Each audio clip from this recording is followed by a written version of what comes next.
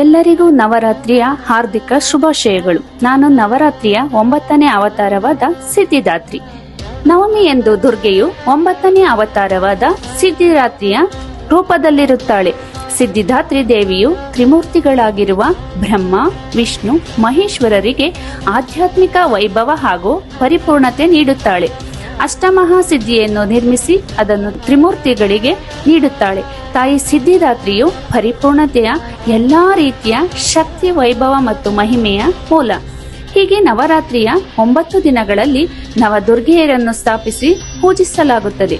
ಜಗತ್ತಿನಲ್ಲಿ ಯಾವಾಗ ತಾಮಸಿಕ, ಅಸುರಿ ಮತ್ತು ಕ್ರೂರ ಜನರು ಪ್ರಬಲರಾಗಿ ಸಾತ್ವಿಕ ಮತ್ತು ಧರ್ಮನಿಷ್ಠ ಸಜ್ಜನರನ್ನು ಪೀಡಿಸುತ್ತಾರೆಯೋ ಆಗ ದೇವಿಯು ಧರ್ಮ ಸಂಸ್ಥಾಪನೆಗಾಗಿ ಪುನಃ ಅವತಾರ ತಾಳುತ್ತಾಳೆ ಎನ್ನಲಾಗುತ್ತದೆ. ಧನ್ಯವಾದಗಳು.